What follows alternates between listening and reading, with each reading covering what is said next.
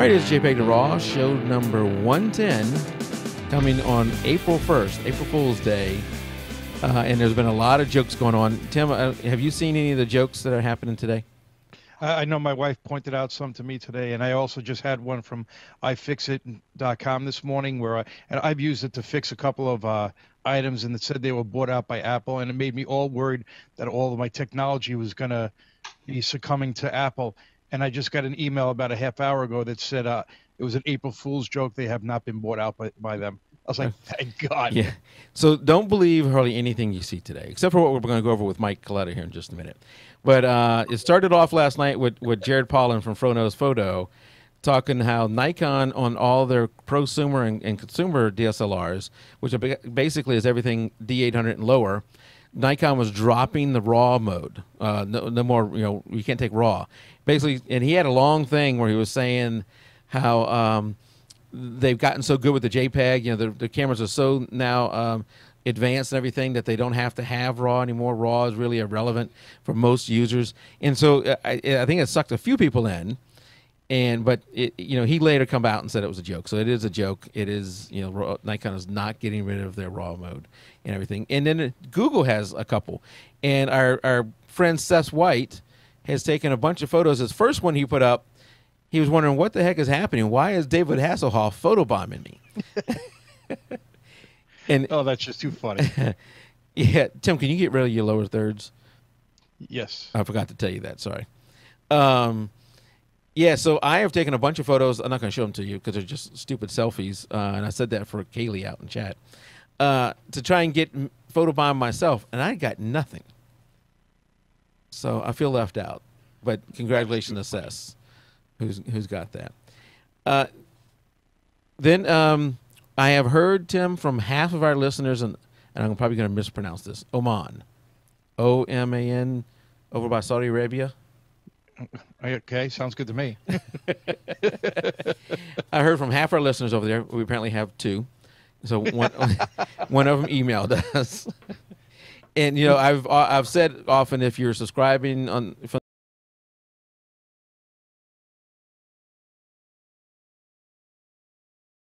who's listened to the show on a regular basis, and I love hearing it from a place I've never been to before. So I was happy to hear him. He's living over there, and he's a regular listener. And he sent me an email and gave me his page to go look at, and he had some nice shots there. And then I'm going to try and pronounce the name because I won't even get close. So I'm sorry, but I'm glad to have you as a listener. And if you look at the list, and I was surprised when I went and looked at it myself, Tim, that the number one, of course, is America subscribers. Who do you think is number two? England. You're right. Yeah, England. Oh, that was a guess. I would have thought Canada. Who do you think is number three? That I don't know. Canada. Okay. I was like, he's going to try and get me to say Canada. I'm not going to go there. And if you're thinking, what is he going to go through? All 80 countries? No, I'm not going to stop here real quick. What do you think is number three? Wait. Canada. Sorry. Number four. Germany. Hey, Gummit, are you cheating? No, I'm not. Yeah, Canada. Germany is number four. Yes, Germany is number four. So if you're from any of those countries or any place else, I'd love to hear from you. And again, anybody who is getting the show through TiVo, I'd love to know who is doing that. Maybe I'm the only one. I don't know. I can't get that. Who downloads anything from TiVo, or you don't get any stats? I don't get those kind of stats, so I don't know who's coming through TiVo. So it could be just me. I'm the only one out in our forums. Occasionally, with the new forums, I do have a few other people coming in. But if you're going to us from another country or even from America, just email me and let me know. All that said, so let's get to Mike. Mike Coletta was on the show twice back when the show number was like 30-something. I don't remember what time of the year or how long ago that was, but it was quite a while ago. And Mike came on two shows because we had to break it up into two parts to talk about lighting. Because in my opinion, Mike is just a master with light. And you saw some of his photos at the first part of the show when we're doing some slideshow. And we'll show some more here in a little bit. But his light is just amazing when you look at it. And his skin tone, which we're going to talk about tonight, is been a topic that we've covered in the Facebook group where he has shown us how to do some of this stuff. And when he showed it to us, I said, we got to get you back on, Mike, to talk about this because he has a way I've never done before that just makes the skin tone look fantastic. So, and right before the show started, Mike was in the middle of conducting business, had done like an all-night edit last night, and had the customer show up at his door right before we went live. So the timing was perfect. We got to see Mike in action, or he's here, Mike in action, and then right before the show, then have time to start the show. So, Mike, how you doing? I'm great. Thank you for having me. How's it going? All right. Hey, everybody. And it had to have been 2 years ago because the show numbers were back in the 30, like 32. I think it said 2 years ago. I looked it up on YouTube today. Okay. And that's one of the lessons I learned is we used to have the show over on another site. When I moved it all over, not all the stuff came over right, and I got to go fix some of the old posts. But everything is out on YouTube. So if you can't find it on our site, if you find a post, and you'll find the post Mike's two times he was on, like 32 and 35, somewhere in that range. It doesn't work on JPEG to RAW. So, but on YouTube, it's real easy. Just go to our channel. There's a little icon there where you can search, and then you search for Mike Coletta, and you'll see his two come up, and you can go through those. And he goes into some details about the lighting. But tonight you're going to talk about photo skin retouching, because apparently a lot of us do it wrong. Well, I just want to kind of go over retouching in general. We'll definitely talk more about skin than anything else, but I kind of wanted to touch on a few things. I definitely want to start by saying I am absolutely not an expert in retouching. I get paid sometimes to retouch, but primarily I'm a photographer, and I retouch most of my stuff, but some of it I shop out if it's a little too heavy for me. But that being said, I definitely know what's not good, what you're not supposed to do. So I wanted to talk about some processes that I think everybody can handle. It takes a little bit longer, but I think it's a really good thing. It's a good habit for everybody to get in this type of retouching for skin. Okay. So. And we're going to try something that we haven't done in a long time. We're going to try and do a screen share at some point. You don't have to do that right now, Mike. I mean, whenever you're ready, but you don't have to do it right now. Do a screen share where Mike's going to walk us through it. I don't know how that's going to transmit live, but hey, I'm recording this for everybody. So if you can't watch it all live, you can watch the recorded version. But if you have the bandwidth, you might want to go to the HD version of the show. Little sprocket down on the bottom, and you can switch over to HD and see it in a little bit better quality. So, Mike, what are some of the common mistakes people make with skin retouching? I think a lot of people tend to want to do global adjustments, meaning they just want to either do an action or some sort of slider or something that they can just do to the whole image as a whole. And you get into it looking sloppy and it looking not professional when you do that. It really takes a lot of time. And of course it's different depending on what type of photography you do. Obviously, if you're shooting a wedding and you're giving out 500-600 images, you can't spend an hour on each image. But maybe the very top ones that are really close up, maybe she had some skin problems or something like that, and or maybe showcase it for your website or something like that. I think this is the proper way that you would want to do it. Okay. I just am really not a fan of actions. Everything that I've always seen with people in actions, they're always so heavy-handed. And you can dial them back. Sometimes that's cool. Sometimes, certain coloring or vignette, if somebody's written a script for it or something like that, can work. But I'd say for the most part, it's not consistent. It looks sloppy to me. So what type of shot would you do this for? If you said in a wedding you would do it, some of your few top shots. Obviously, me when I do sports, I'm not going to do this at all. But, right. But looking at some of your shots where you're doing more of I don't know how you would phrase these, but a lot of them look almost like commercial quality, where almost a commercial customer is doing these, or portraits of individual, something like that. Yeah, definitely portraits. That's what I was saying. If you're a wedding shooter, maybe some of your top best portraits from the wedding that day. Mm-hmm. But this can be used. I mean, it just depends on what you do and where your sales are at, because it takes me anywhere from 20-30 minutes to hours on one image. Wow. So, if that's not in the budget, obviously you're wasting your time and money if you're not getting paid to do that. Unless it's for personal, and then I think always make your personal work and what's being shown to the public the best it could possibly be. That's true, because some of that time you may not be getting paid for, but it could be advertising for you. Right. Anything you put on your website, you should look at as advertising for yourself. Absolutely. Yeah. So, and you said something about getting paid for it. So these type of shots is something that you're getting paid for. So the price you're charging the customer takes into account the shoot and the edit, right? For the most part, I mean, you know, you're always getting underpaid. Yeah, that's true. You have to get overpaid here and there, but Your hourly rate is not as good as what you'd want it to be. right. Yeah. I'm not really fast, so it usually takes me a little bit longer than I quote for. But at the same time, I want to give somebody the best product that they can get. I'd rather spend a little bit more time in my post production and give somebody, quality image than kind of half-ass something and give it to them and not be satisfied myself. Right. So. Right. Okay. So you said on average it could take hours, or it could take 30 minutes, depending on the shot, I guess. Right. Right. So what do you want to tell us what your secret is, or how do you want to do that? Well, I wanted to talk first and foremost about a tablet, Wacom tablets. Ooh, yeah. And I think that if you're retouching at all outside of Lightroom, like if you're going into Photoshop and doing anything, invest in a tablet. I mean, it's night and day difference, the quality of work you'll get from it. It's so much more precise, and you can do different pressures and things like that to where when you do your strokes and you do your cleanup and you do your dodge and burn and things like this, it's just so much more clean. And it's a lot better for your wrist, especially I talked to a lot of people and they're just working on their laptop and they're sitting there just, doing this all day, and that's going to kill you. Oh, yeah.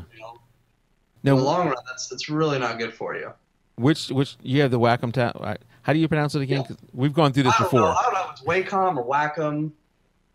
We gave away one a long time ago, and it was a big debate, and I'm sure I was saying it wrong. So I would say it the way you say it. How do you say it? I've just forgot. Sometimes I say Wacom and sometimes I say Wacom. Well, let's go with Wacom. Wacom. Let's sell the Wacom tablet. What size do you have? I think it's actually Wacom. Okay, I like Wacom better. Wacom. And that's probably what I was saying, because I like Wacom. So what size do you have? I have a pretty big one, and it's a cheapo. It's like a $200 one, and it's years old. Okay. But nothing fancy. I mean, I got it at Best Buy, so I don't use any of the buttons. I don't trick it out at all. I just use it for a pad. So there's definitely like the more advanced ones have a lot more options and a lot of keyboard shortcuts and things like that you can program into it. But I just need it for a pen. The only thing I use I have the dial. I have the Intuos 4, the small one, and the only thing I use the dial for is to change the size of my brush. And I like to be able to change. Well, I use it for that and to zoom in as well. Yeah, I actually don't even use it for that. I just use it for to zoom in and out. But I'm sorry, to change the size. Yeah, so mine has like a little dial. Oh yeah, uh-huh. Oh, and I just pressed it and I changed something. I gotta watch it. I don't accidentally press pause on the show. Okay, because it's actually connected right now. That was a mistake. Anyway, yeah. So to me, it's taking a little bit of getting used to, because you're so used to the mouse. When you're editing, are you 100% on the tablet? 100%. I'm probably 90% if I'm on my computer. I'm using the tablet. Okay. Even when you're not editing? Right. So you've just gotten so used to it, so you're holding the pen all the time, pretty much. Right. And I mean, I get some things are definitely harder to deal with it. I'll double click something or hit a button and I'm like, you got to go back on it. But it's just if I'm at my computer, I'm usually retouching. So. Yeah, and then I think about it. So I have a regular tablet, like the Galaxy Note, which is comparable to the iPad. And I take out their little pen and I touch the screen and use that quite a bit. So I've gotten used to that. So I don't think it's a big leap to go from a tablet computer over to a tablet for editing. You may feel like it is because you're so used to using a mouse, but once you use it a lot, when you first started using it, did it feel odd to you, and then over time you just became used to it, or was it love at first sight?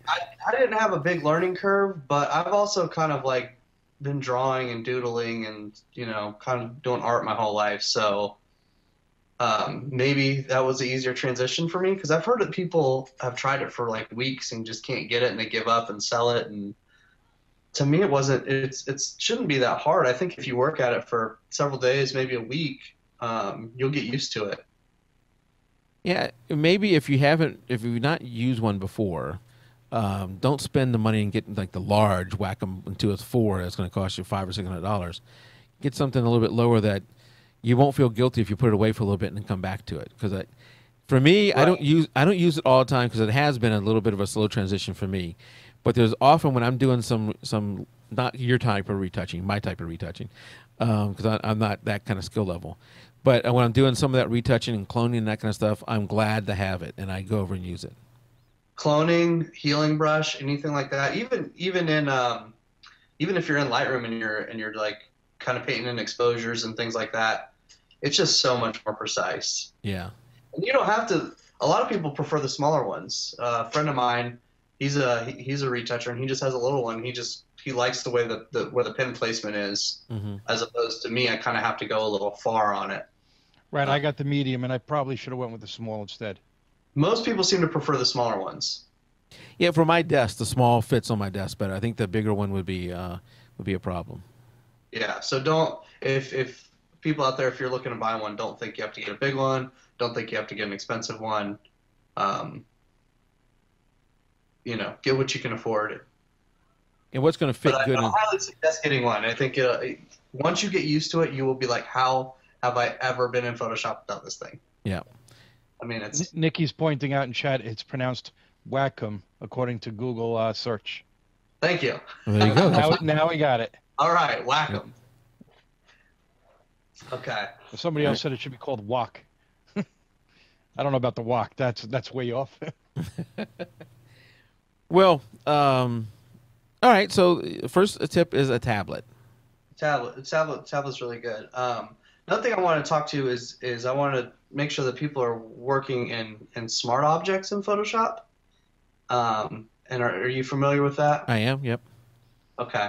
A lot of people seem to not be. So when you open up your raw image in Adobe Camera Raw, when you first go into Photoshop, there's a little area at the bottom there that you can click, and it'll open up a new window. And basically, it says your DPI. You can change your DPI. You can change your bit. You can change your color space, and you can check something that says Open as Smart Object. And I would suggest definitely have that clicked. And then when you go into Photoshop, your bottom layer, you'll have your thumbnail of your image, and in the bottom right corner will be another little square, and that tells you that is a smart object. And what that means is you can actually double click that image in your layers palette, and it'll go back to Adobe Camera Raw. Okay. So you can stack your raw files for your initial kind of your base edit, I guess. So if you want to bump up your shadows, if it's a little dark, you can actually go up into your menu and do Smart Object via Copy, and then you can double click that top layer, open up in Camera Raw, up your exposure, go back into Photoshop, and then you just paint in like you would normally, to bring out exposure, highlights. If you need to bring down some highlights in some areas, it's a really good way, non-destructive way to initially get your base edit, to get your file the best it can be from the jump. So do you normally start off all your edits in Photoshop, or do you start off in Lightroom then move to Photoshop? What's your normal path? It used to be Lightroom, and now I just do Bridge. I just kind of view through Bridge, okay, and then open Camera Raw from Bridge. Okay. And a lot of what you're going to be talking about tonight, you have to go to Photoshop. Yes, yes. Yeah. So I know a lot of people have moved over to Lightroom, but you can't do everything in Lightroom. There's still a lot of things that you have to move over to Photoshop for when you're doing the type of edits you're going to talk about tonight.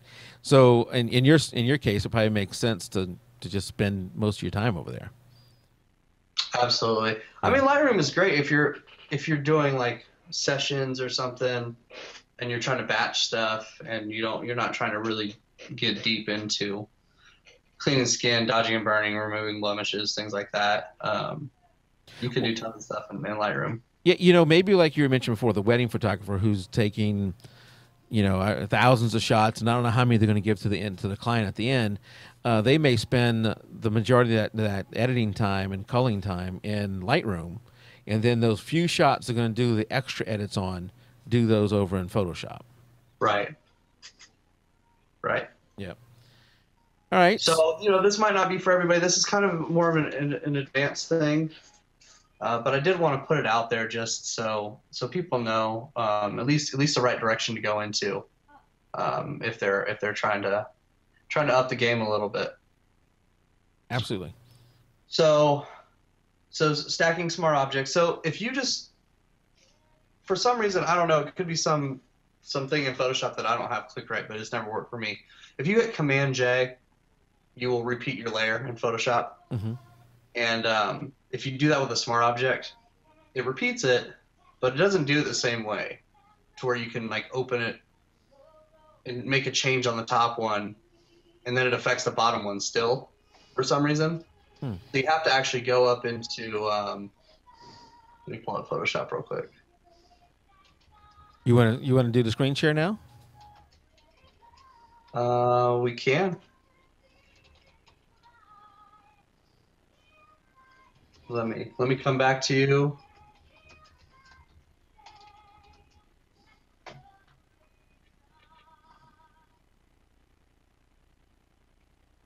Okay. Do you see my screen? I do. Hold on, Okay. I need to lock us in on you so it doesn't switch back to me. And I think what I'm going to do, hold on one second. I'm going to zoom in a little bit. There we go.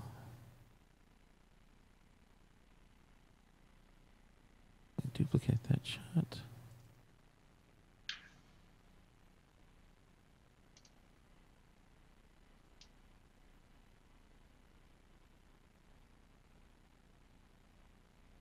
Still there? Yep, I'm here. I was just getting us ready. I wanted to zoom in as much as we could on that when we go. Okay, I got us there now. Okay. And I see he's using a Mac mic. We're in trouble. Mac, No, PC. apparently the Macs can't do toolboxes and things like that. As much as I like to rag on Macs, I think they're going to realize some of the same problems that PCs had now they get more popular, that they're not immune to viruses. But in the end, we basically use the same hardware, the Right. underlying hardware. So it's whatever works for you. I'm not going to fight it anymore. All right, so enough of that. So here is my smart object, and you can see because it's got this little square connected to it. So if I double click that, I can go back into Camera Raw, which is really nice. Now, let's see.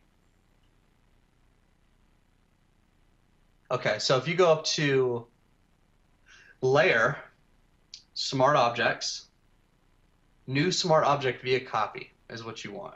There is a keyboard shortcut for it, but I'm not sure what it is. Now I have another smart object stacked on top of here. So I can open this and say like some of these highlights were too bright or something like that. I can actually bring that down here, open it up here, and then I can put a mask on that. I'm going to Command I and invert that. Go back to my brush, and since I'm black over here, I'm going to change it to white over here on my brush, and I can paint in that highlight. Really. And you can go into your opacity and your flow and kind of lower those and get it nice and neat. But that's basically what I do a lot of times, just to start it and get it more where it needs to be. Yep. So I know a lot of people are like, what's a smart object? So I definitely wanted to cover that. That was one of the first things I learned when I was in school, and Smart objects. it's very, very valuable. So the lesson there is, play with smart objects and see what it can do. Because I've heard, I have only used them a little bit, so I definitely don't have a great understanding of them. But I hear that a lot from people who do a lot of retouching and a lot of editing with layers and stuff, that you want to do smart objects everywhere you can. Definitely. And I'm back in my Camera Raw here. So down here on the bottom is actually where you make that happen. And this is where you can change your color space, your bit depth, the size, which is totally wrong, resolution, and then click that box for smart objects. And if you're watching live and you want a little bit bigger player than the one we have here, up at the top of the live thing there is a box that says Alternative Live, and that will take you to a bigger player with the chat underneath. So it's a different screen. So if you can stay here and watch it here, or you can go over there. They have the same chat room and everything. It's just a different way to look at it. Okay. All right. So we're going to talk about the first thing I would do with a portrait is I would actually go in, make a new layer, a blank layer, and go ahead and grab like a healing brush. Okay. Somewhere there's a healing brush. Okay. And I would go ahead and get rid of like the bigger stuff. Go ahead and get it out of there. Oh, and make sure up here at the top it's clicked on current and below. Okay. Or else it won't affect it. And I kind of like pimples and those kind of imperfections. Yeah, bigger things. You see this little scar here. There's a pimple here, one here. Just more of the bigger stuff. Okay. And if you're not familiar with the healing brush, you pick an area to sample by holding Option, and you see you get those crosshairs right there. Yep. So I'm going to sample an area that looks the same as this, as where that pimple is. So I'm just going to kind of sample right there. It's about the same highlight and all that. Go over that, and it'll blend it out. Maybe you got to do it again. Same thing here. I'm going to grab this little highlight right here, paint that in. So when you're doing this stuff, cloning, healing, you want to get as close to the area you're trying to heal as possible, so there's no tonal change. Right, so you're constantly picking a new sampling area for each area that you're going to. Constantly repicking stuff. And sometimes it doesn't work, and you just Command Z and go back on it. Right. And if you get a little too close to an area, you'll get this blah whatever. Just Command Z and go back. So that's initially you want to just kind of get rid of the bigger stuff. That'll help you out later. Okay. Then you can go. If you go into, I'm not sure what this palette is called right here, this drop-down menu, and you have Merge Visible. If you hold Option here and you click that, what it's going to do is it's going to merge everything and give you a new layer, but it's going to save everything underneath it that you did. So instead of it just like squashing it down, flattening everything out, you still have all that you can go back on. You can't see it below there. Like if I click these off, you're not gonna see it, but you still have those. So, go ahead. I got a question out in chat before we get too far along, and Aaron's asking, what's the difference between doing what you're doing and doing dodge and burn on a layer? And that's different from the cloning out of the imperfection. So I'm not quite sure what he's asking. I think that question might have been from like 3 minutes ago before we started cloning.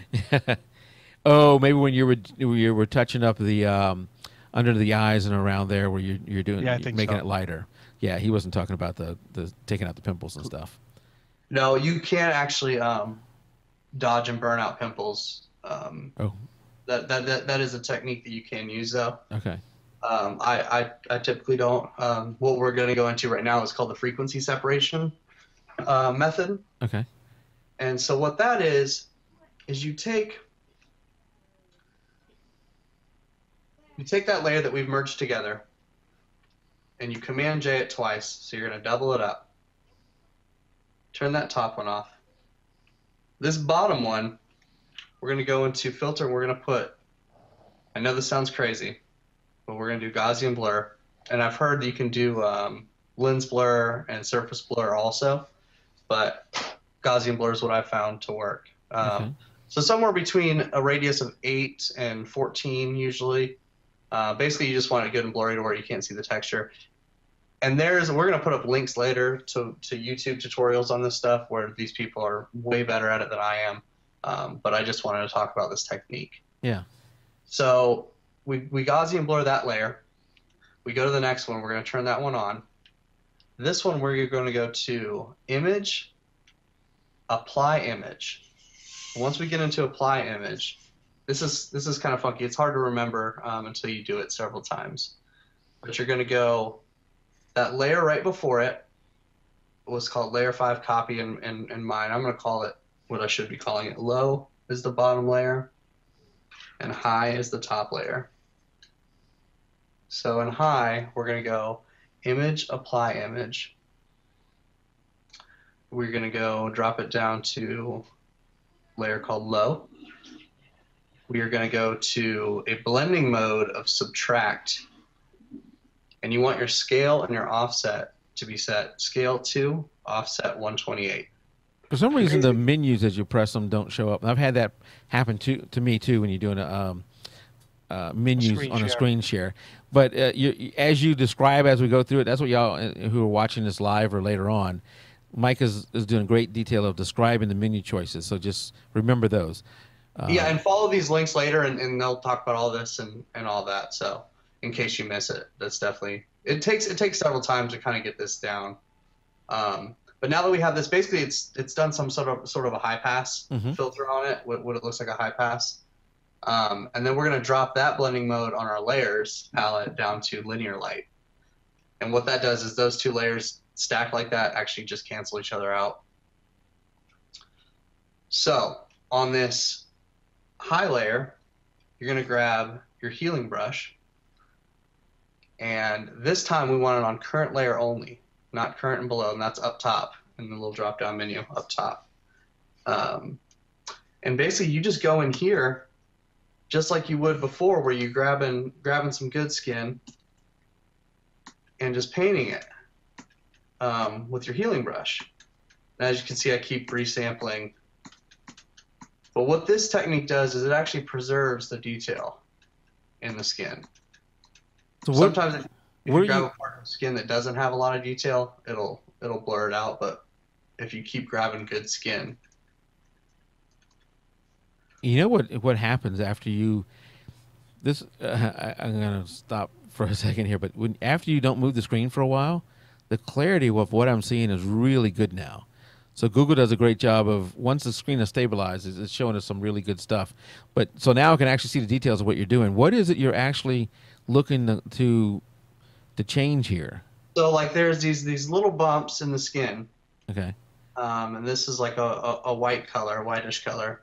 So basically I'm just grabbing the good skin right next to it with the little crosshair, holding the option, clicking the good skin right next to it, and then just painting over that spot and healing it out. And it's still, if you've got good, I mean, it still preserves the texture really, really nice. And that's what you want. You want to have texture in the skin. You don't want it to be this porcelain doll, plastic, fake looking stuff. Right. So this is a process. This takes a long time. Yeah, it looks like it would. I was going to say that could be a long, tedious task. You get a very small brush. It very well is, and especially if you have somebody who has some tough skin. But this isn't so bad. I mean, this edit probably took me about an hour.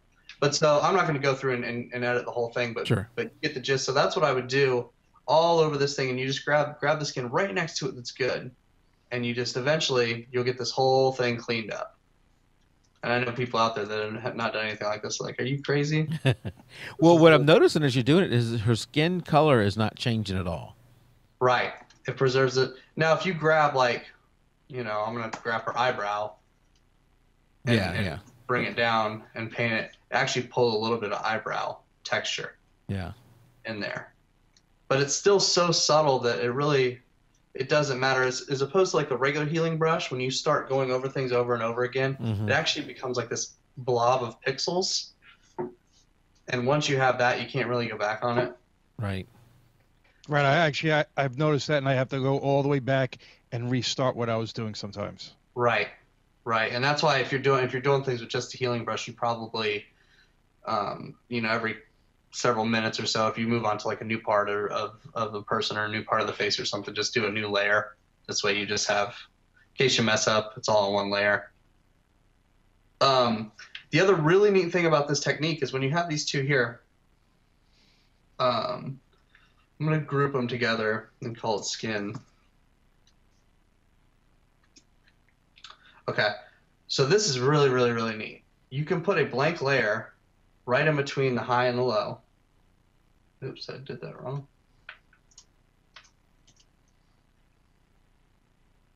Give me 1 second. And you call it like high frequency and low frequency? Is that what it is? Right. Okay. No, I just messed up the whole thing.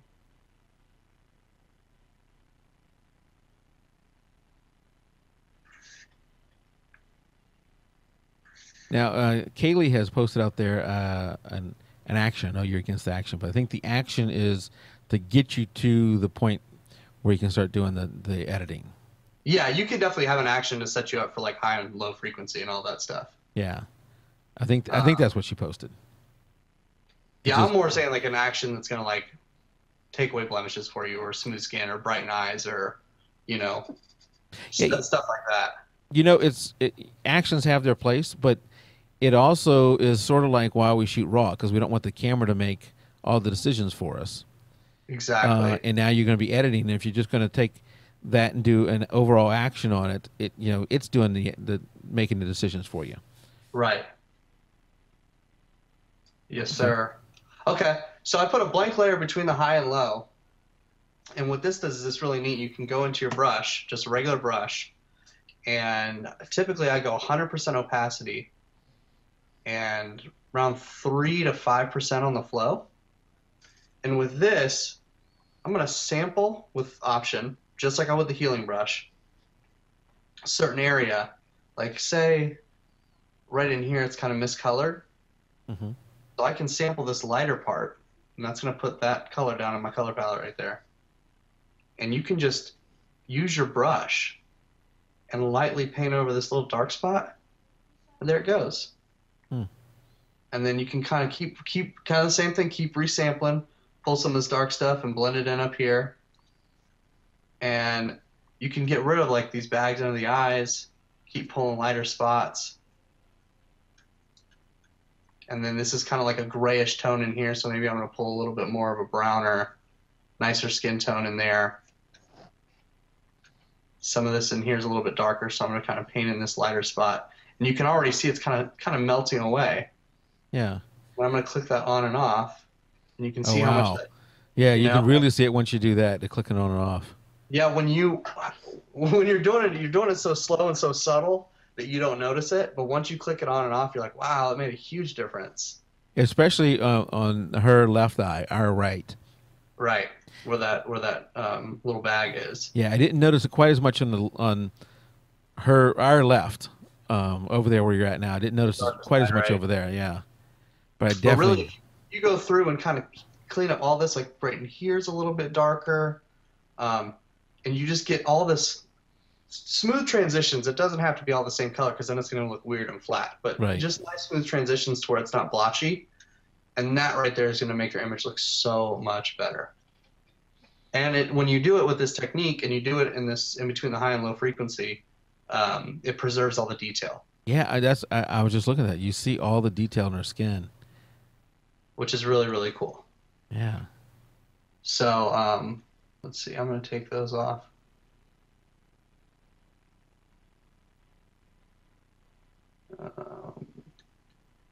Okay. So I'm going to get rid of what I've just done. I'm going to go back to this is the image that I retouched before. Okay. So this is my frequency separation layer that I've done on the fully edited image. Let's let it Google settle down a little bit so we get the. There we go. So this is your final edit on this shot. Right. Or- No, or- that's just after the frequency Okay, separation. just after the frequency. Is that so? You showing us the before? That's the before. That's the before, and that's the after. Yeah, she has great skin now. She does, and there's still detail there. There's still all kinds of little bumps and things. And when you have somebody that has freckles or moles, unless they're like super distracting, or you really don't want them, I say leave them. Why get Yeah. rid of them? Yeah, the mole or the freckle, whatever that is on our right hand side. You leave that right. Yeah, sure. I mean, this isn't a beauty campaign. It's just a beauty shot. So honestly, why not keep it pretty true to her? Mm-hmm. So then I went through, brighten the eyes. I actually did that with a smart object. So I went in and I upped my exposure. Yeah, my eyes always come out looking freakish. So what trick do you have to make it where they're not like almost like an alien or something? Because I think it's just going too far with it. yeah, Because that's probably right. this is Yeah. even kind of pushing it, really. Like when you see an on and off, Yeah. it's kind of pushing it. Right. When you switch between it, it really stands out. Right. Yeah, that's true. When you switch in between, so right now you have it on, and Uh-huh. her eyes don't look bad to me. I thought this actually was the starting point. When you switch it off, then I can see how big of a difference you make. But mine almost come out. That's the problem. I'm doing it too far. Yeah, and I usually what I'll do is I'll go way too far and then I just dial it back, just take the opacity down. Okay. And also you want to make sure that you have like a dark ring around the eye Okay. and around where the pupil is and not the whole thing going that color. You want to stay away from your catch lights because if those go like white, then it looks weird. It looks like almost like they were painted in. Okay. So it's just kind of being subtle. And that's the other thing with the tablet. It's real easy to just like do little brush strokes, just like you would if you were coloring with a pencil and just going a little lighter, a little lighter, a little lighter. You do it on a low flow or a low opacity and you can kind of build it up. And what is it you're doing to brighten them up? That was using a smart object and going back into my camera raw and upping the exposure. Oh, okay. So you're just upping the exposure. Just you're painting on an exposure change. Yep. Okay. Yep. And then I went through and then we got into the dodge and burn. Which yep, that's Aaron likes to dodge and burn. I think. Oh wow. So okay, show me the before and after on dodge and burn. So that's before, and that's after. Wow. And it just adds a little pop. I'm certainly still working on my dodging and burning. There's people out there that do it, and it's just insane. How they can pull detail out and add contouring and shape and all that. It's definitely an art in itself. That's the thing. A lot of this high-end retouching, these people that are pros, I mean, they're artists. They're basically just repainting on a skeleton that you give them, Yeah. But yeah, so what I do for the dodging and burning, there's several techniques in that, and with these links that I'll put at the end, there's this one guy does an excellent job of describing several different techniques that are used. But I like curves. I pretty much use curves for everything. I use it for dodging and burning. I use it for coloring. I use it for creative stuff. I don't use the exposure tab. I don't use a lot of things. I curve everything. That's kind of just the way I was taught. Okay. So in curves, I put a curve here, and I just dropped it down right in the middle just a little bit, as you can see here. And then you want to go to... So for people who can't see what you're doing, you put a curve where? Just on the initial layer, the dodge and burn layer. Okay. So I did a burn layer, and I just took that curve and just pulled it down slightly, right in the middle, nothing too crazy. And then you invert the mask to where it's not there, and then you just slowly paint in your darker spots.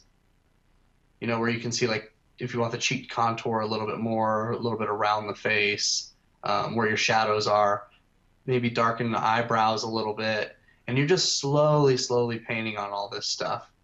So you can see here in the before and after that it just adds a little bit more roundness to the Yeah. the And what was face. your settings on that brush? On that one, I am at usually about the same, like opacity 100, flow 4, Okay. and just slow paint it on. And the nice thing is, since you're in curves and you have this layer mask here, you can, if you go too far, you hit X and you go back to your whatever brush you're not using, white or black, and you can just paint it out if it's a little too heavy. Yeah. You can also go up into your masks, which is right next to your curve palette, and you can feather that out if you want, if it's a little too harsh. Uh-huh. To make the transitions look a little smoother. Yep, you got it. Yep. So just the opposite for the dodge layer. You just go up in your curve a little bit, and you just paint in on the highlights. And you want to be careful that you don't go to, 255 white, Yeah. blowing anything out, Yeah. just because it might look a little Yeah, too much to do that. Absolutely.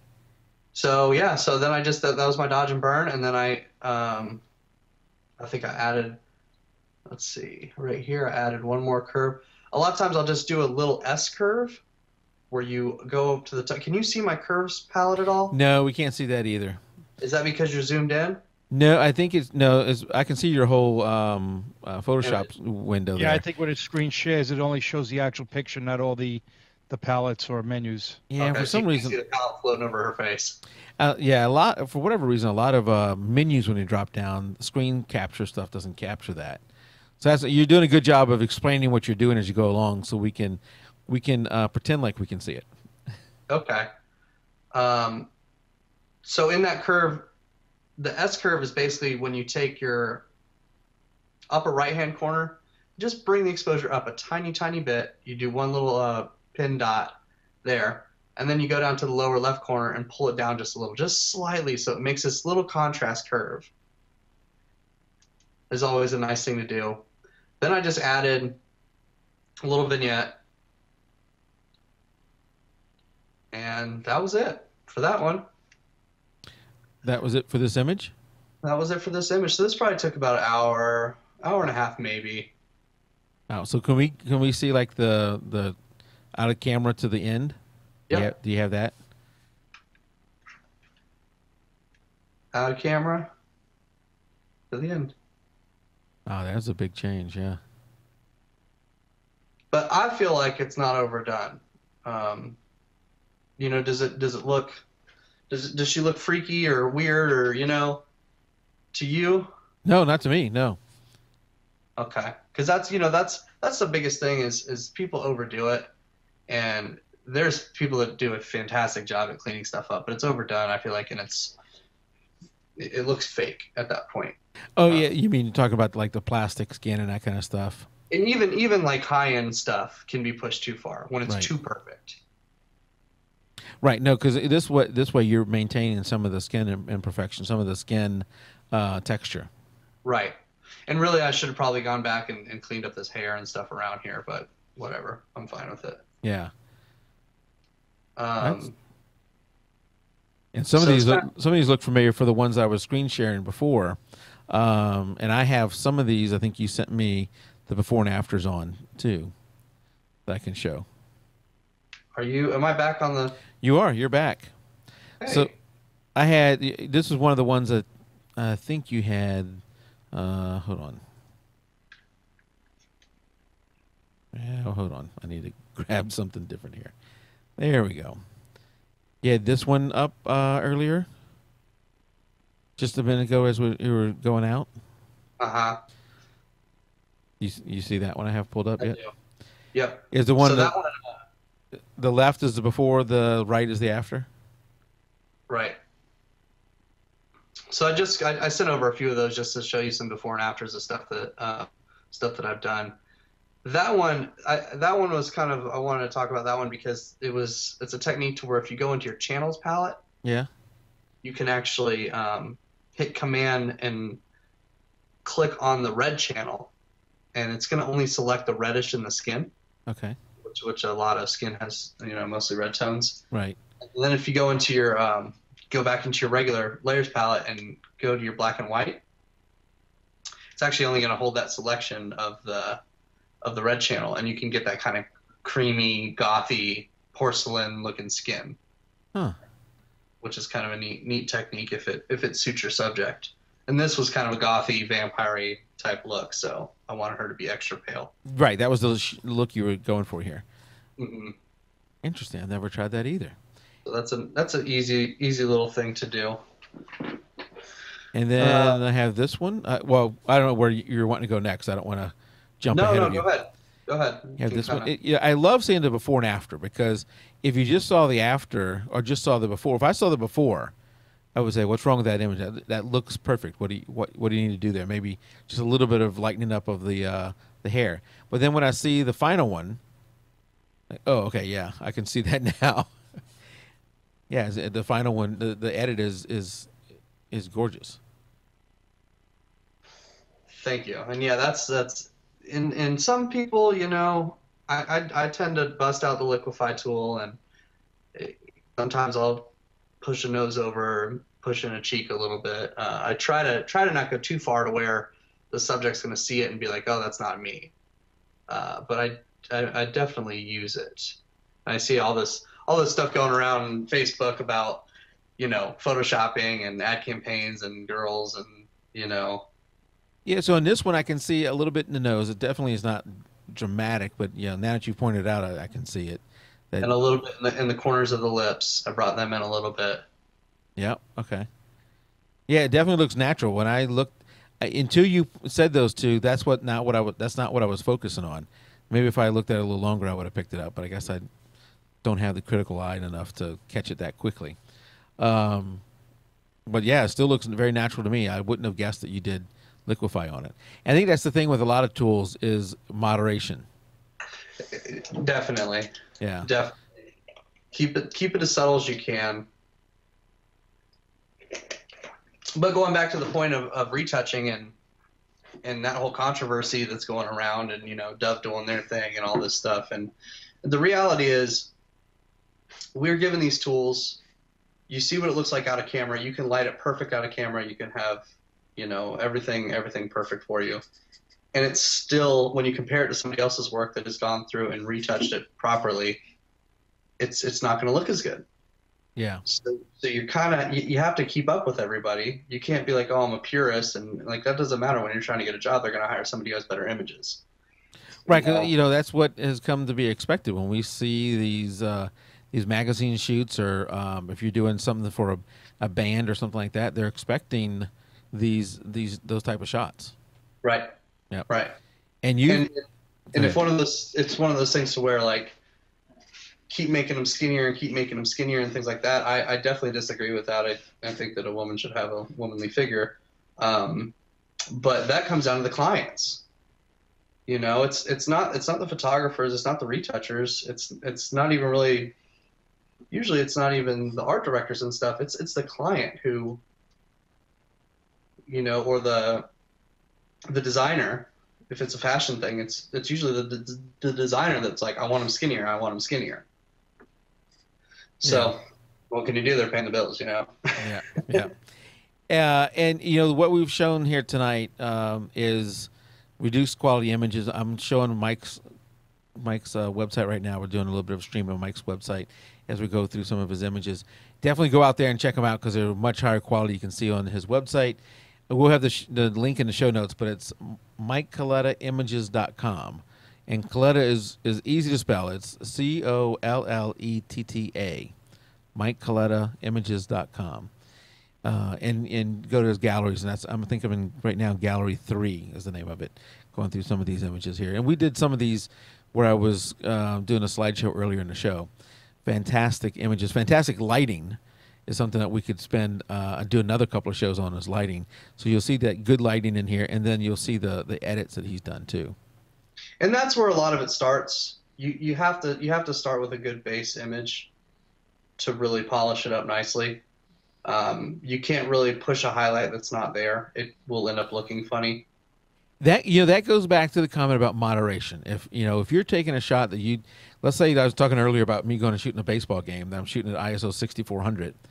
If I try to bring that in here and then do edits on it, I'm starting at such a bad spot that I just can't do it. You have to start from a good base image that you just have to do moderate editing to or light editing to bring it to that point. Right. You're 90% there, or maybe 95, whatever you want to say, and you're just doing that final little bit. Yep. Yep. And the light's really what creates most of the shape and things like that. So, if you had this really flat, on an open shade portrait, and you were trying to make it real dynamic with like pushing the cheekbones and all this highlights and shadows, it's probably going to come out looking very unnatural. Yeah. Because it really wasn't there to begin with. Exactly. Right. That goes back to the moderation, doing it moderation. Yep. Do you have the before and afters that I sent you? I do. Which one would you like me to show now? Well, there's a guy that's kind of in the jungle. And I just want to touch on some other things that weren't like, beauty and really this guy here? Stuff that wasn't skin stuff. Yeah, that's it. Yep. So I've been seeing lately a lot of people are doing flares, kind of adding a flare in later, which is I think it's a really neat look. I love doing it myself. But I'm seeing it a lot to where it doesn't make any sense. Yeah. So it's like they put this fake flare behind the person, and then this like haziness comes over them or whatever. But you can tell the subject has no backlight. Yeah, yeah. Where'd that come from? Where'd that come from? That thing's all hazy and it's all in your lens and everything, but there's no highlight there. Right. So I wanted to point out this one. This was the raw on the left, and then the right. I actually put a light back there behind him to give him that kicker highlight. This was lit 2 lights. You can see the one in the image on the left. And I thought it was a cool image, but I wanted to add some kind of rainforesty, hazy type feel to it. So I went in and found a tutorial on how to kind of add some light streaks coming down, and went in and hazed it up using curves, and added a little bit of flare in there, but it makes sense because it's coming from the upper right, and you see the highlight on him is coming from the kind of the upper right area. Yeah. Also, another thing I wanted to touch on was I knew that light was going to be in the shot. Okay. So we shot this on a tripod so we could have the plate. So once we were done, we pulled him out, we pulled the light out, and I shot a plate for the background. Plate? What do you mean by that? Plate is just a background shot. So when you do like composites and things like that, when you just have a base background, okay. Makes it a lot easier to fix it later. So y'all have learned an industry term. You can say, I'm going to shoot a plate.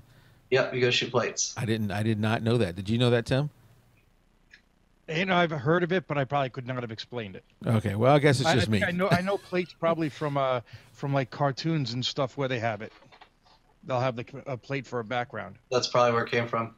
I've done some simple stuff like that with my kids where I'm acting like they're handing something to each other. So I take the shot of the scene and then shots of them in it and do that kind of stuff. You copy a person and one person is in the shot multiple times.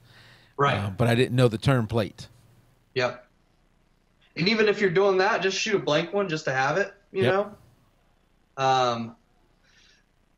So, and then one other thing I want to talk about, if you're thinking about doing composite stuff, always keep in mind that every aspect of that composite that you do, everything needs to be shot the same height. Your camera needs to be the exact same height on every shot.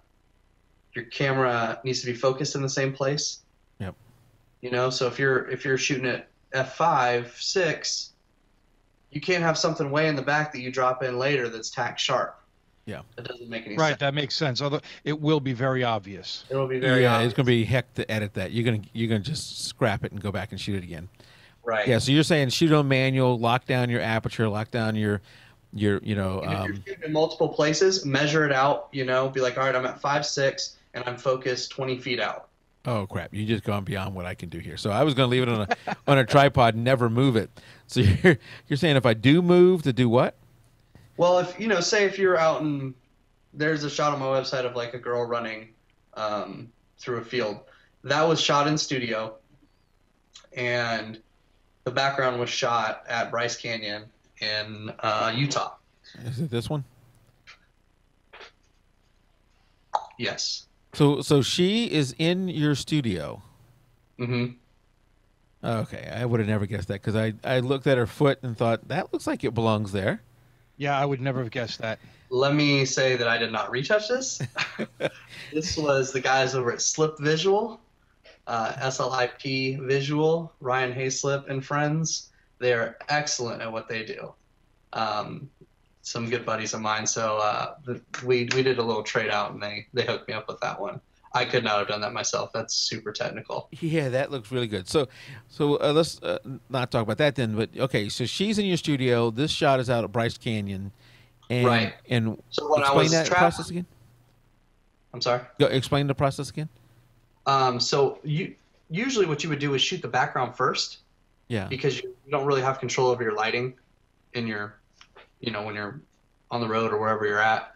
So then you could shoot the person to match the lighting in the studio. Okay. You kind of would mimic like where the sun was at and things like that. In this case, I shot her before. And I went on this road trip across the country, and I was like, I'm going to shoot all these plates and yada, yada, yada. But I kept having problems to where the sun wasn't low enough, or it would be like behind the trees or behind a mountain or something like that. Mm-hmm.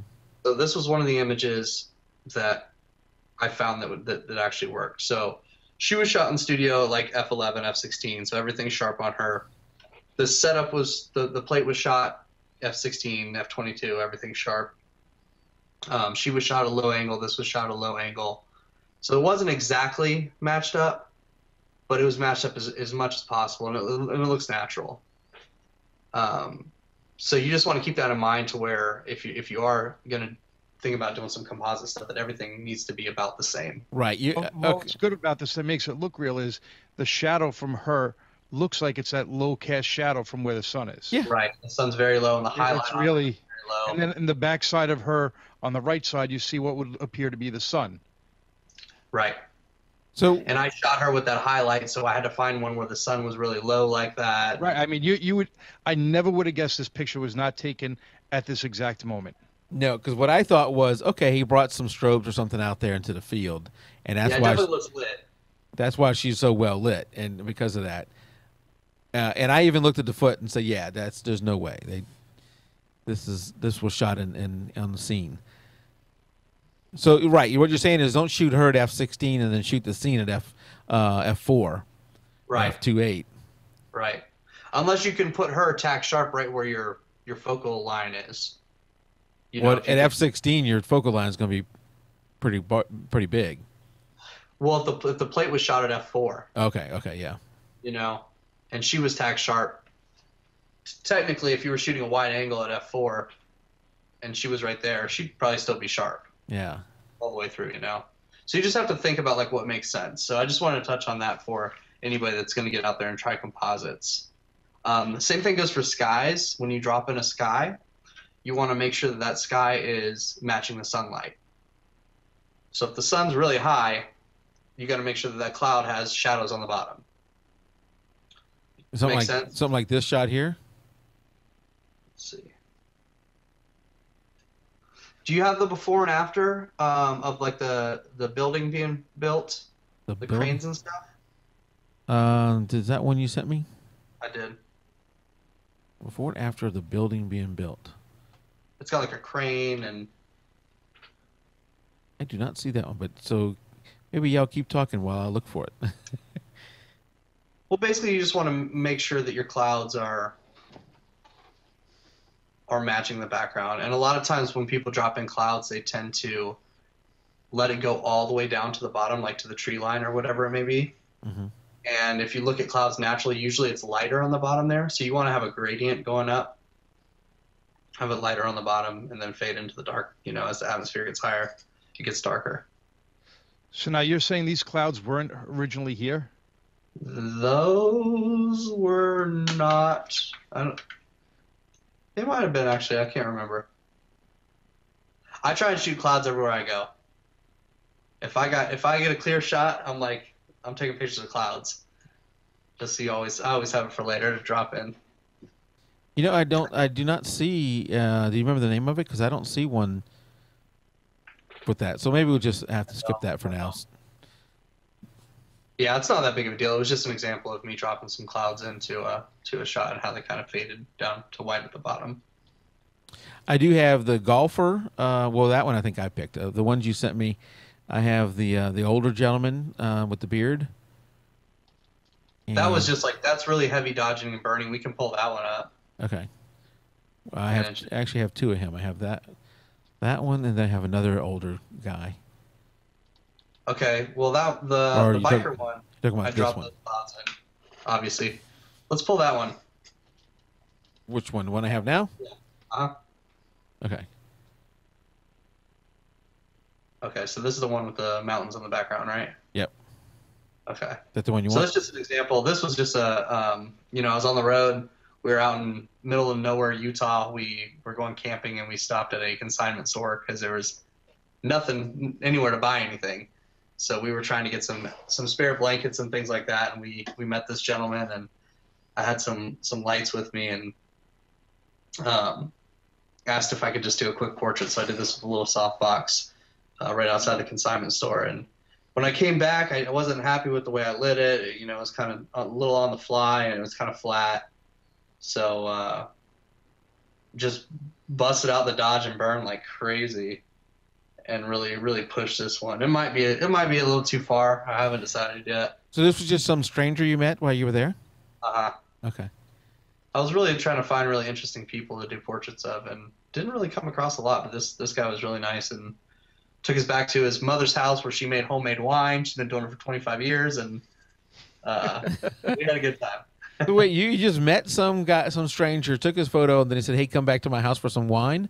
Yeah, that my mother's making. Yeah, he was on his four-wheeler. I think I've seen this movie. The town has like 200 people in it, and went back to his mom's house, and she had big water jugs all over the kitchen with pineapple wine to basil wine to everything. It was wow. It was kind of crazy. Yeah. Okay.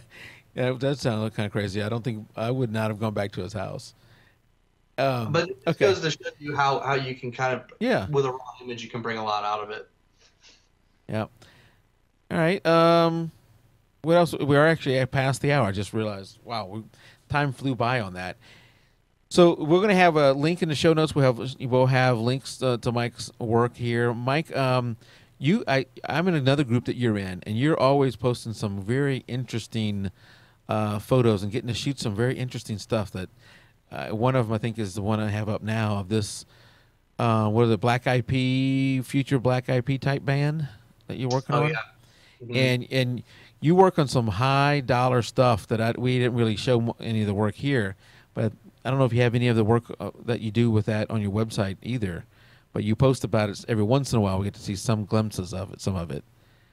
To be honest, usually if I'm posting a behind the scenes and it's a really big production, I'm just assisting on it. Okay. I haven't gotten to that level to where that's still fun. Oh, it's definitely cool, and it's really neat to be around and see what these super high-end Stocklin Martel photographers and just to see what they're doing. It's always good. You can learn from everybody. You can learn from the best to people that are just beginning. Everybody's got a different approach to everything, and so that's why I like to post the behind-the-scenes stuff, and that's why I still assist. If it's a new guy from LA or New York or something, I'm in Atlanta, and I get a call. Do I want to assist? Absolutely. I would love to see the process of somebody else. So. Yeah, Jeannie out in chat says what I was just thinking. I can't believe how much I have left to learn. I mean, Mike is here saying he's not a pro at this stuff. I look at his work, and he's light years ahead of me. And I imagine you look at some other people's work and say, you have some ways to go to get to them. Oh, absolutely. There's a retouching. There's a site, a Facebook group called Retouching Academy that I just joined, and it makes me want to throw my camera in the river. So yeah, so we shouldn't join that, but we appreciate you being in our Facebook group and showing some of your stuff. And I still think we need a shoot off between you and Scott Green, or light off, whatever it was. Bring it on. Because he likes to do the off-camera flash. You like to do the strobes. You both have your own approach, and both end up with great work. And because of Mike, I'm going to show you a little shot here, Tim. I haven't shown. If you remember back when Mike was on last time, I think I had my LED lights that I was using that have milk jugs over the top of them. Jugs. Remember that? Yes. Even somebody gave me the title Milkman Mike or something like that because of it. So I had these milk jugs up there that, hey, they did a decent job of diffusing the light. But after looking at Mike and all the stuff he does, I had these umbrellas. I just never used them. I'm going to show you a little behind the scenes shot right now that should come up in a little bit. And you can see I got a webcam behind me. See some of the monitors that are going on. And right up there is a umbrella that's providing the light, really the only light in this whole room. Is I was going to say, you were lit beautifully. Well, thank you, Mike. You look good. Yeah, that's Tim's got some good light too. I'm over here all blue faced. that is an umbrella with I need to fix my computer's white balance. it's 2 daylight flood lights from Lowe's. I bought them from Lowe's. I think they're either, I can't remember exactly the color temperature, but it's 5,000, 5,200, something like that, floods. And I got them back there, and they're hitting the umbrella and diffusing from that. And then I had to set the webcam up a little bit to do the white balance correctly. But I got those because I knew I needed to use my umbrella, and then I saw somebody else who was using these for product photography, using multiple ones of these to provide some light, because they're LEDs, they last a good while, and they don't put out that much heat. Yeah, it looks. Light is light, That's what. I know I said it last time. Whatever you can use, I don't care if it's speed lights. I don't care if it's floodlights from Home Depot. Bounce them around, soften them, put milk jugs on them. Do what you can. Just play with it. Well, maybe I'll put the link in the show notes for these too. And I have some little Cowboy sockets. I think it's Cowboy Studio sockets. They're really cheap because you got to plug these lights into something, and they work pretty good. It's cheap stuff. But Mike, thank you for coming out. Thank you for being a member of our Facebook group and sharing out there. Was there any sort of questions or anything? Yeah. So before we leave, any questions out in chat that we kind of went over that we skipped over, you want us to come back on? While we're waiting for those questions, because they're about 30 seconds or so behind us, don't forget to come out into our forums. While we're waiting, I'm gonna bring that up, Tim. Let's see. Yeah, I'm typing. If there are any questions. Okay. So here's, if you come to our main page and then you click on forums, how easy is that?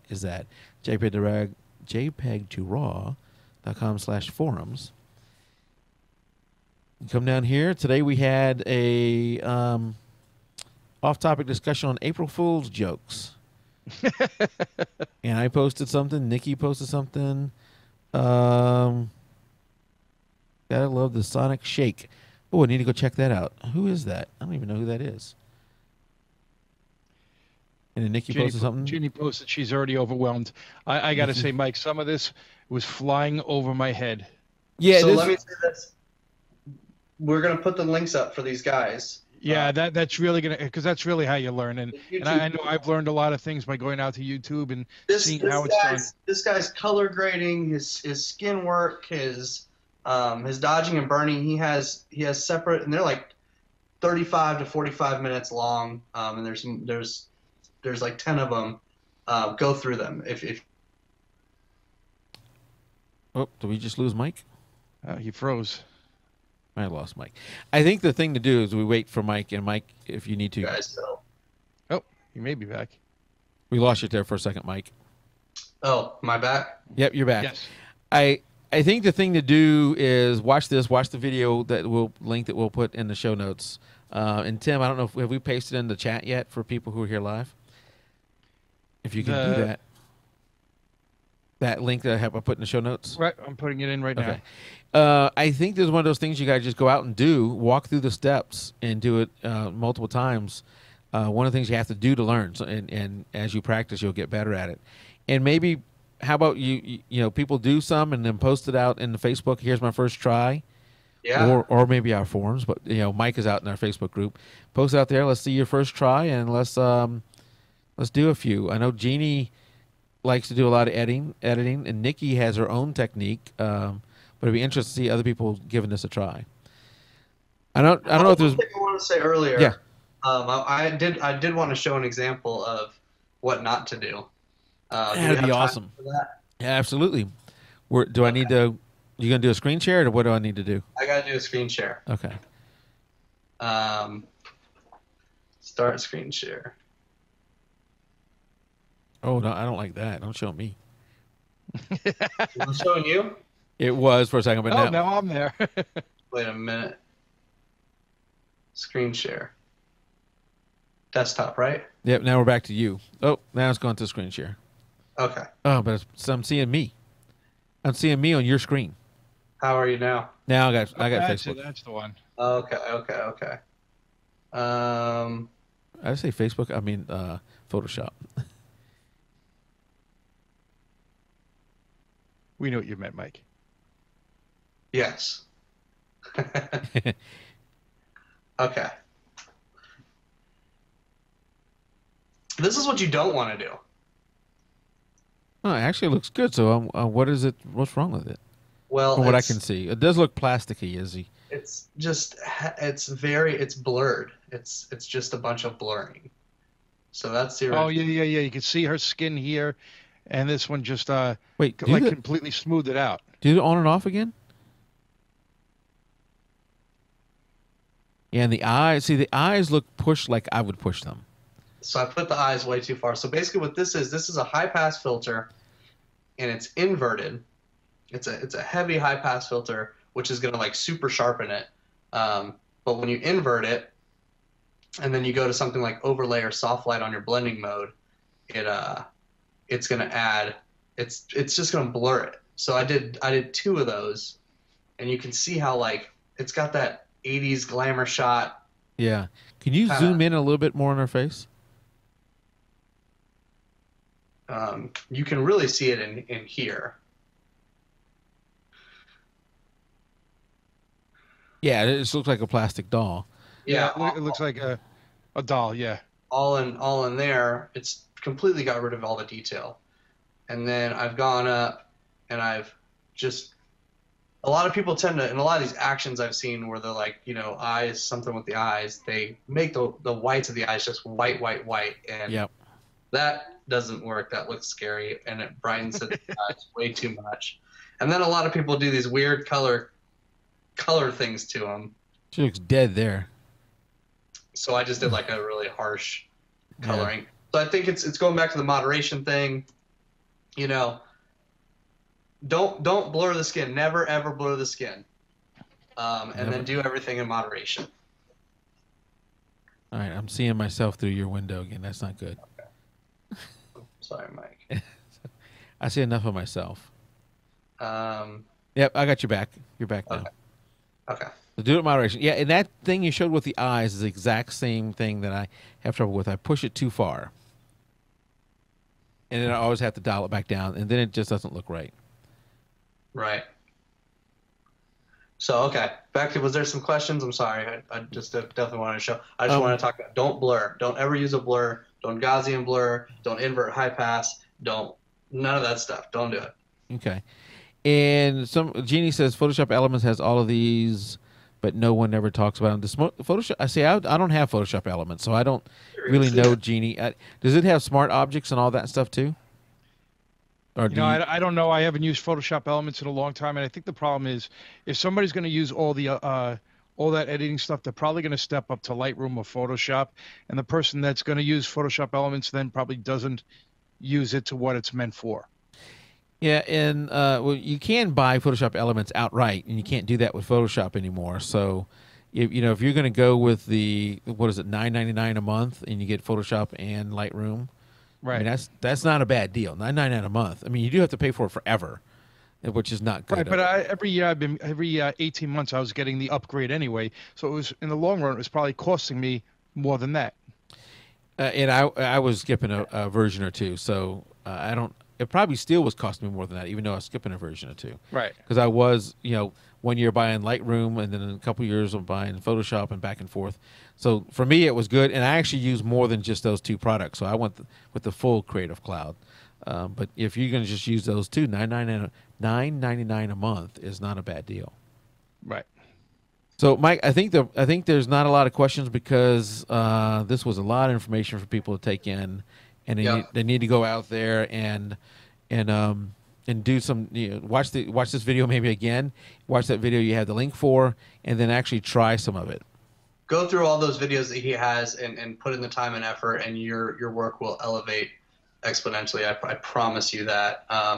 The beautiful thing that now is everybody's putting this stuff out there for free. You just have to search for it. You just have to find the right tutorials, and you can do anything anybody else can do. Yeah. And post some of your work, some of your tests that you're doing out in the Facebook group, and if Mike's around, and Mike is a busy guy. I think when we talked last night for the pre-show, it was 9 or 10 o'clock, maybe 10:30 when we finished, and he had like 4 or 5 more hours of work to do. So busy guy, but he from time to time can drop in on a Facebook group and maybe give a few. If I'm sitting in Photoshop, I'm sitting on Facebook too. Well, but if you're typing too much in Facebook, you can't get too much in Photoshop done. Man, it's killing me, I'll tell you. Sometimes you just put Facebook away. Yeah. I know, and I have that problem too because I got 4 monitors here and they're all distracting. It's always something. What's that? The movie where the dog goes squirrel. I feel like that quite often. Squirrel. All right, Mike. Well, thank you for coming out. Thank you guys out in chat for hanging out for the show, and we'll have this show out in a few days, or maybe this weekend. And if, like I mentioned in front of the show, if you're getting the show on TiVo, or if you're from if you're just subscribing to the show, send me an email. I'd love to know how you're getting it and where you're from. And also, don't forget, we're wanting to do that review show. Or if you have a product you want to review or a tip you want to give, something like that, go to the Facebook group. The web page. Let's see. I'll pull this up here. Go to the web page, and then there's a little sign-up form where you can go and sign up to review your product or talk about whatever you want to do there. And we're going to put that as a whole separate show. It's going to be limited to 10 minutes or less. And if you have any questions, feel free to email me, podcast@jpeg.raw, and we can talk about what all we're thinking about doing here, and where we want to take that. And with that, I think I'm done. Tim, anything in closing? No, nothing else. Good show, Mike. I think this was really good. It helped a lot of people. I'm really going to go out to the YouTube to look some stuff up because some of it was well above what I do. As my son goes running behind me, I'm like, nice. That is video bomb. That is an awesome close. We started off talking about Seth White getting photo bombed by David Hasselhoff, and now you're getting video bombed by your son. There you go. An awesome close. So with that, we'll say see you next week. Keep it raw. Keep it raw. Good night, everybody.